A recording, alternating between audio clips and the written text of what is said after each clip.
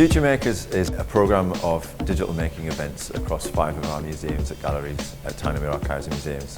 What we wanted to do with FutureMakers was to evoke the spirit of the pioneering creators, artists, designers whose work we showcase by encouraging the public to come in and not just see the objects but actually engage them in the process of how they came about.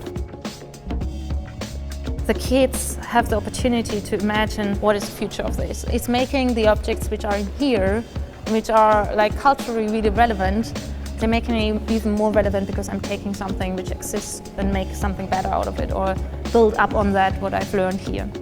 We have a really strong, internationally important design collection at Shipley Art Gallery, and using little bits of technologies, we enable these audiences to come in and design wearables of the future using electronics and circuitry and digital technologies.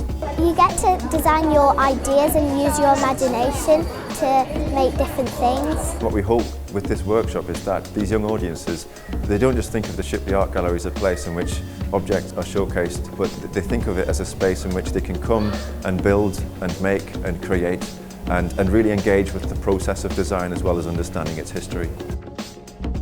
We're going to take a load of different bits of data and information from the museum. These might be pictures, they might be historical records of things that have happened on the railway network, and let people loose on that and see what kind of amazing things they build. What they're trying to do is actually bring those data sets to life. What you definitely get is people representing this data in new ways that perhaps you wouldn't think of. Newcastle has a fantastic history of industry and technology and invention, and I think one of the things is, like we're looking to foster a future generation of inventors. Hopefully this will spark an interest in technology and making things and understanding science that runs through the collection here. So, and the history of that, and find out about the local history of invention, I guess. This is a scientific museum. I like musical stuff and I also like technology, so I thought, why not come along to this event? It's epic! That's simple! It's just epic!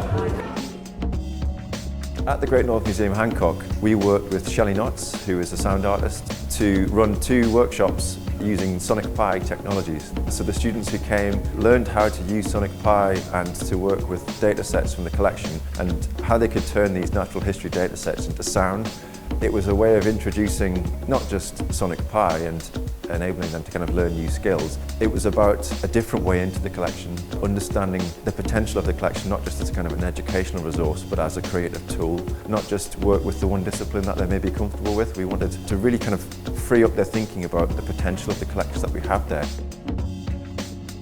The boys are big on Minecraft at home. They spend a lot of time doing it, and I thought it would be nice for them to actually use it for something practical and an educational purpose instead of just running around blowing things up, putting sheep everywhere. As much as possible, we're trying to encourage them to kind of be creative, to assume the role of a digital archaeologist and a digital architect, but also to kind of imaginatively think about how life could have been lived, the buildings in which they could have inhabited. We're using Minecraft to allow them to express themselves and explain how they would live as a soldier, and look at the barracks that they'd live in and look at the lifestyle of the Roman. So it allows them to apply their personality to history and also live it in a much more in-depth way.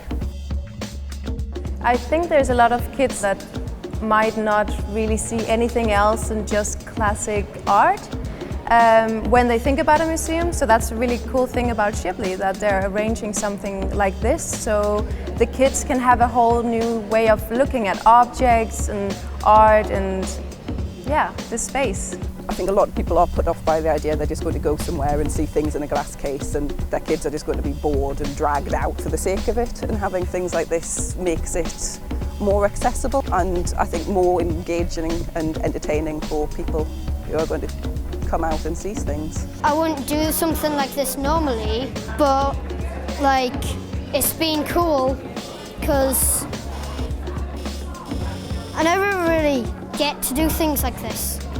It was very fun. It was good for me because I've never been here before. I've never actually been to the Discovery Museum. We're going to make an afternoon of it as well, so have a look around at the other exhibitions and see what else is on. We want our museums and our galleries to be spaces where playful experimentation happens. It becomes a regular thing in our buildings, So the process of inventing, the processes of design and making and of rebuilding and of reconstructing, they actually happen. They are authentic to the museums and galleries that we have here. It's important that with FutureMakers we challenge public attitudes to what museums and galleries are for in the digital age.